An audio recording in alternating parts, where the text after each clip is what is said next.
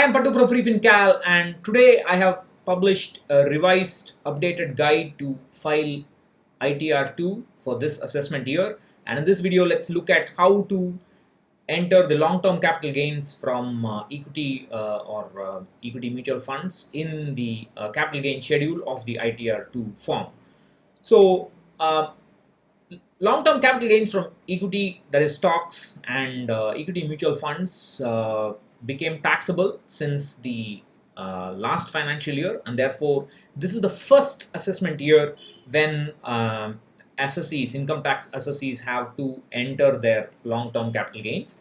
So there is some problems with respect to the calculation because there's an idea called grandfathering involved. First of all, if you have purchased a stock or a mutual fund after on or after 1st February 2018, then the calculation is very simple. There's no problem at all. It's a very simple gain or loss computation on long-term capital gains. Calculation is quite simple. There's no problem there. However, if you have purchased, for example, as shown in the screen, suppose you made a purchase of a stock or equity mutual fund, let's say in July 2016, and it had some value like of that, like here on the 31st January 2018, and this value is called the fair market value, as we will see. And you sold the stock or the equity mutual fund in April 2018, 13th April 2018, making it so, which means that you have to report that associated gain in this assessment year. So in this case, what happens is that the amount, this gain from this date to this date, the fair market value date, this date is this gain is tax free, and it's called grandfathered capital gains. It's tax free. Only the gain here is taxable if the sum of all such capital gains is more than 1 lakh in the last financial year. So that is essentially how the calculation proceeds. There are some other possibilities. So let's say you purchased in this value, that's the value, fair market value on 31st January, and then the value here is less than the 31st January value, then this portion is tax free. This is there's no gain here, and therefore the net LTCG will be 0. And then one more case, when you sold it, the value is actually lesser than the actual purchase price. The purchase price is here, the sold price is lesser. So this is the actual loss, and this can be used to set off against other long-term capital gains. So all this can be done in the ITR2. Of course, if you are using, you should be able to get a consolidated long-term capital gains from broker statements or from your mutual fund AMCs or wherever portal that you are investing. So the problem now is that suppose I have made 3 sales. One is a stock, 2 equity mutual funds. Each of them will have a different purchase price. Each of them will have a different value on 31st January. Each of them will have a different sell date. So you must calculate the effective taxable long-term capital gains, long-term capital gains for each transaction separately. That's the ideal way to do it. However, there is no provision in the income tax form to do it. There's only one set of cells, so you can effectively enter only the effective cost of acquisition, that is the cost of purchase, the effective cost of sale, and the effective fair market value as on 31st January. So this, I hope the broker statement or the capital gain statements will give you, so you can directly enter this. We'll see how to do it. So I have taken the Excel sheet on Mac as usual, and as usual this will not work on Mac, this will only work on Windows, but I'm just showing you how to find out where it is. So this is the capital gains sheet in the Excel ITR2. I can't use Java here. Please be careful with Java. Some cells are not working properly. I had posted about a bug on Facebook, on Twitter also I posted it recently. So be careful, it may or may not work sometimes, so you just keep an eye on the numbers. So this is the scheduled capital gains, and here the section A, short-term capital gains. We will not worry about that. That's quite simple, and that not much has changed there. And you go to section B. I'm not sure if you're able to see it in this screen resolution. I tried to zoom it. If I zoom it, the other cells go away. So this is long-term capital gains from sale of land or building. That's one. Then you can add one more. See, in the case of land, you can do one land purchase, then you can add a land or building purchase, and then do a separate calculation. That's not possible in the case of equity and equity shares. One of my friends had raised this, and he got a reply saying you have to do only an effective value and so on. You can see the reply from the income tax office in the post today. And the guide, the full guide to the ITR2 is also available in the description box. So this is from 2 is sale of bonds, etc. 3 is from sale of listed securities, etc. Now 4. So B4, that's what we want, sale of equity and equity sales. So let's do a very simple calculation. Let's do a long-term capital gains that was purchased after 31st January 2018. That's very simple. Let's say you sold something for let's say 2 lakhs or let's say 3 lakhs. 1, 2, 3, 4, 5. You enter that there. That's the full value of consideration. That's the amount sold. The cost of acquisition is the purchase price. Let's say it's 1 lakh. 1, 2, 3, 4, 5. Now the effective capital gain is 2 lakh. That is, you bought something for 1 lakh. You sold for 3 lakh. The capital gain is 2 lakh. But that's shown here. But there's a 1 lakh tax-free limit. So 2 lakh minus 1 lakh is the effective 1 lakh which is taxable. So if you look at this and if you scroll over here, that's the 1 lakh effective capital gains. Now in the case there is a loss. So for example, you purchased at 1 lakh and the sell price is only 50,000. Then there is a minus 50,000.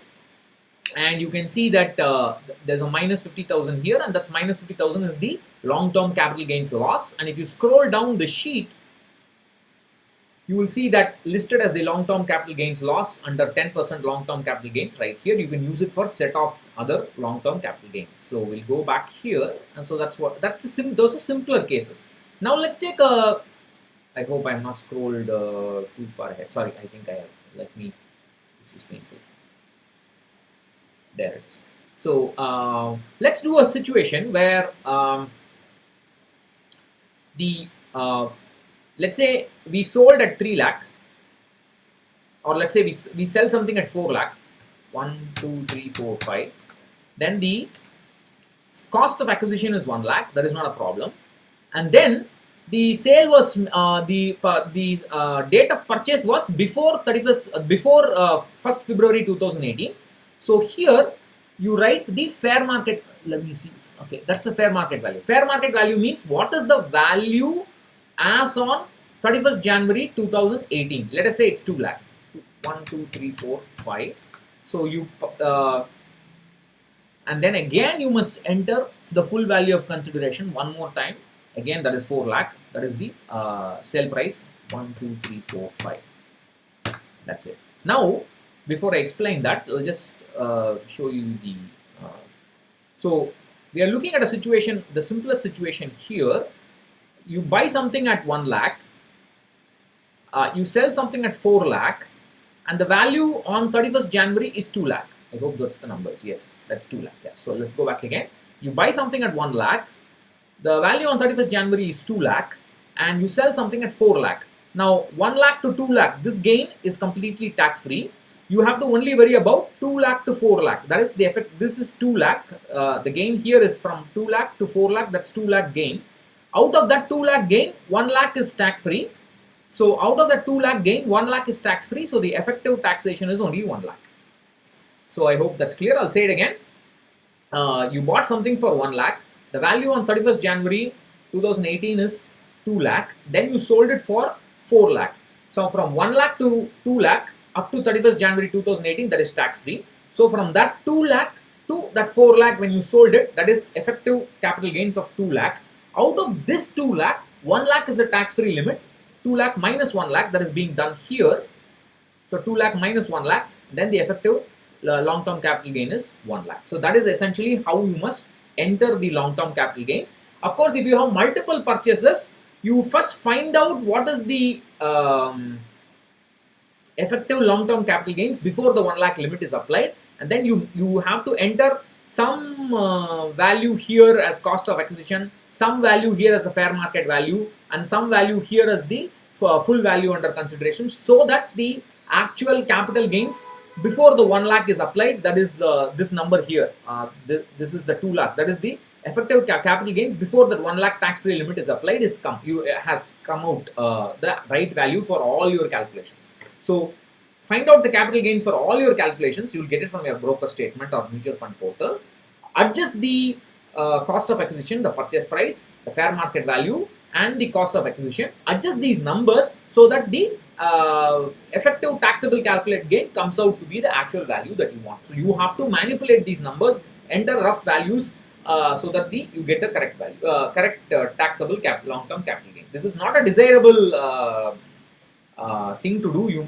The income tax department must give us separate entries for different cells, for different different purchases and then redemptions, but they have not done it. So you have to enter some effective value of effective purchase price, effective fair market value, that is value as on 31st January, and effective full value under consideration. That is how that is the only way to do it. So, and you have to do it such that the final result comes out to be the one that you want. So you have, it's like what we did in school, right? In school, when you did lab experiments, you might have manipulated values. Many of us would have manipulated values to get the right answer. We have to do it right in income tax filing also. It's undesirable, but that's essentially how it is.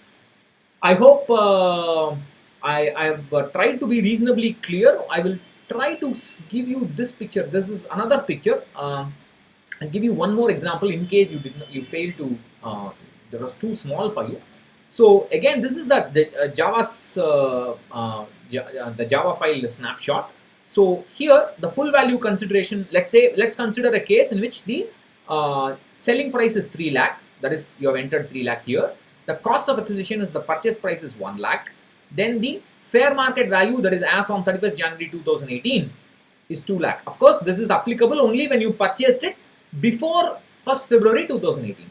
So if you purchased it before 1st February 2018, only then you have to enter cells B1 and B2. So this is the value as on 31st January 2018. The full value of consideration is 3 lakhs. So again, you have a case where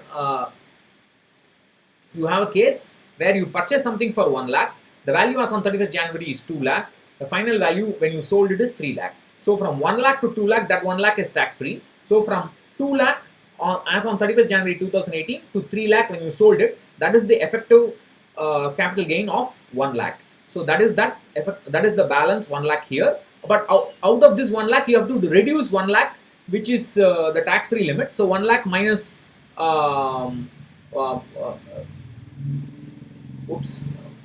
you see 1 lakh minus 1 lakh should be 1 lakh. You see that's 0. This is the I wanted to show you. This is the bug. This is a bug in the sheet. This should be 1 lakh.